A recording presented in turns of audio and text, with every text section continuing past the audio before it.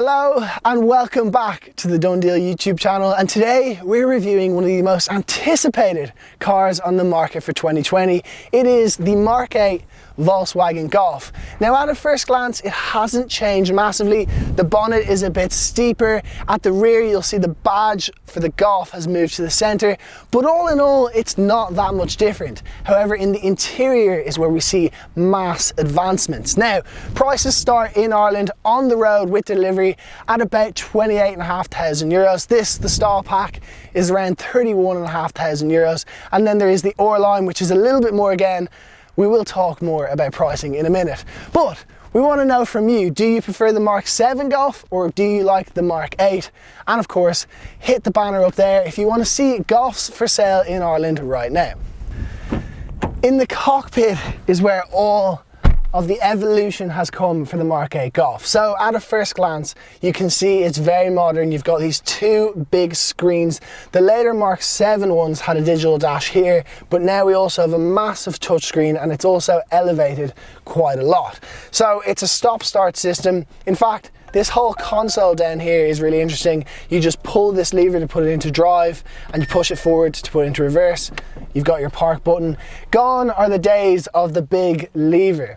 Now, the infotainment system, it's nearly too good. It's nearly too technologically advanced, and it almost becomes complicated. So it is touchscreen, and from that point of view, the touch is very fluent and it does work very well. However, there's almost too many options. You can change the background color. It's very, very advanced. It's almost like the BMW's iDrive system. When it first came out, it felt awkward and it felt wrong.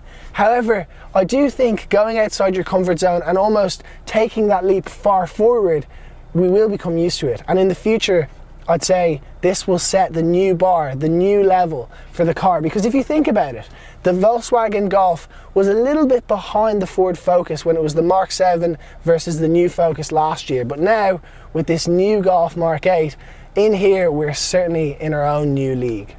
Let's talk about a few of the key features here in the infotainment system. Now the first is there's no knobs, there's no buttons, it's all touch sensitive and touch screens.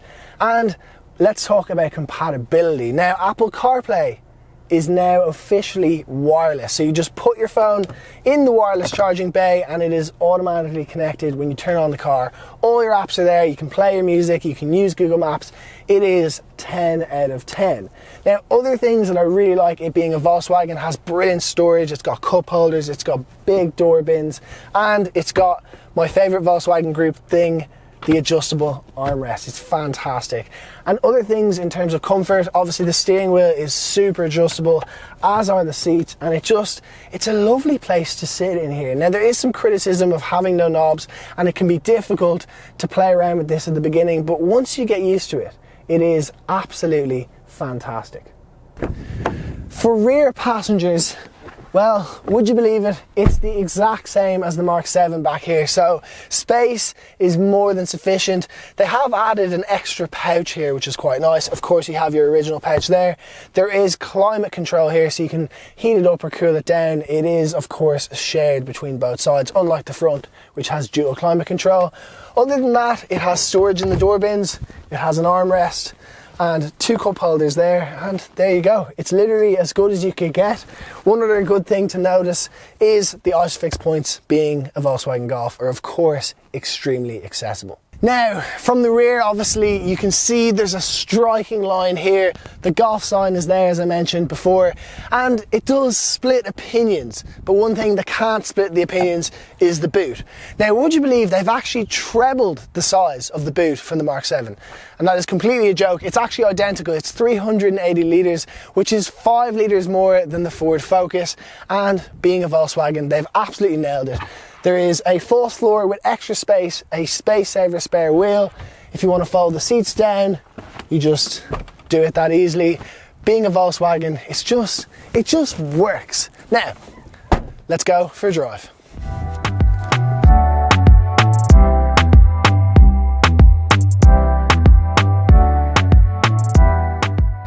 Now, what is it like to drive? Being honest, the word that comes to mind is refined. Everything about it is very smooth and really elegant. The turning circle is actually what astonishes me most. It can take any corner in one go. You don't even need a 3-point turn in this car. In terms of other features as you drive, once you do get it on the road, it is again very, very good. I mentioned before that it's on a very similar platform, or the same platform as its predecessor, and that was really good. And as the old saying goes, if it's not broke, don't fix it. And that is the perfect example here. I will say the steering is substantially lighter than before, which either you like or you dislike, and in some higher models you can of course adjust the steering, you can adjust the suspension, the throttle response. You'll have different modes, there'll be an extra button there. But in this particular model it is all the one mode, and it is very, very good and very user friendly. And on motorways of course it just cruises, there's very little cabin noise, and it's very, very comfortable. Now, there is one thing I want to talk about, and it's the fact that this car is badged with the eTSI. Now that means it's a mild hybrid. Now it's very, very mild, and I'll talk a little bit more about what that is. But one thing it has is regenerative braking, which if you've seen, let's say, our review of a Nissan Leaf, it's where the car uses the power of it slowing down to regenerate electricity. Now in this car, it gives the brake pedal an inconsistency. Sometimes it wants to go, sometimes it's really heavy on the regenerative braking.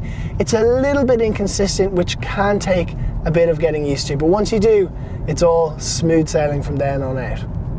So that is the eTSI, but if you've no interest in that, then not to worry, because of course it comes with the diesel engine, it comes with your normal petrol powered engines, and you can get anything from around 110 brake horsepower up to 150 brake horsepower.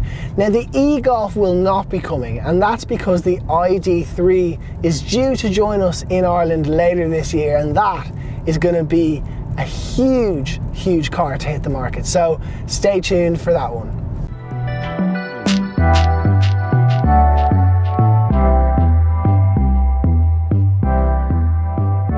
Now, it wouldn't be a DoneDeal car review if we didn't list 3 of our favourite and least favourite things about the car. So let's start with the latter. Here are 3 of our least favourite things about the Volkswagen Golf. Number 1 is that there's a little bit less storage than the Mark 7. The older one had a secret compartment under here that you could hide stuff in, and another one here, and another one here, and they're missing.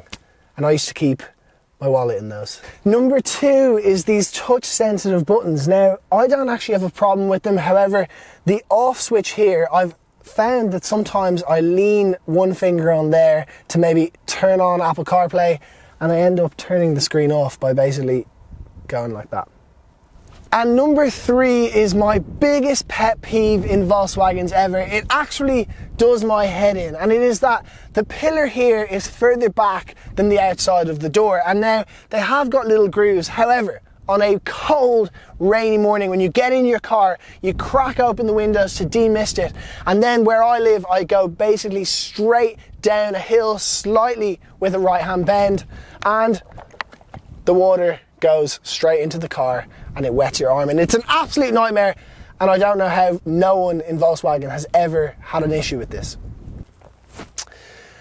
Apologies about that, I lost my cool, but I have a personal vendetta against that happening in the Mark 7 Golf. So when it happens in the Mark 8, I lost my cool, but it's not all bad. Here are 3 of our favourite things, and number 1 is the upgrade in the key. So this is the key from the Mark 7, and this new key from the Mark 8 is just so slick. Number 2 is the overall feel here in the cockpit. It makes you feel special. I've always been a fan of these digital dashes over here, and now with the bigger screen here, it just feels good. And Volkswagen have actually added a very similar thing to Mercedes, where you say, "Hey Volkswagen, how can I help? Can you turn up the heating, please?" Takes a second. No problem. It did it. It will get warmer at the front right shortly. Very, very impressive, and that's one of the other things. So it'll actually know the difference between where my voice is coming from. So if I was to do it in the passenger seat, it would heat up the top left. Very cool. And number 3 is the driving aids. Now there are loads. There's the classics, the accident avoidance system where basically the emergency brakes come on if it thinks it's going to crash into something. It also has ACC, which is adaptive cruise control, which is unbelievable if you've never driven a car without it. You will never be able to go back because basically you get on the motorway, you select your speed, and then if the car in front of you slows down, so will yours. And then on top of that, it has lane assist, and it's pretty good lane assist, to be fair. It does a very good job. However, it does make you have one hand on at all times. It will only give you a couple seconds of letting go of your hands when you're on the motorway. Other than that, there is one last very cool driver aid that I like, and it is the car's 2X system. Now, basically what that is it's early days in the development that's going to be fantastic in the future. So long story short, the car communicates with other cars ahead for any accident on the side of the road, if there's a car broken down, anything like that, and it will warn you well in advance. Now at the moment it only exists in the Golf Mk8, so there's not going to be all that many around. However, in 4 or 5 years, when Volkswagen integrate this into all of their cars and across the Volkswagen group, no doubt this will become a fantastic system. Well, there you have it. That is the Volkswagen Golf Mk8, and what a terrific car it is. It's set the bar very high for all the mid-size hatchbacks, and it kind of reminds me of 2009 when the Mark 6 Golf came out. It was a lot better than the Mark 5, but it wasn't quite at the Mark 7, and it does make me think what is to come in the next few years. And I think the biggest elephant in the room is the new Seat Leon, which could put the Volkswagen Golf to shame in certain areas. We will find out soon, as we will be reviewing it in just a couple weeks, so make sure to subscribe to the channel and we'll see you in the next video. Thanks for watching, guys.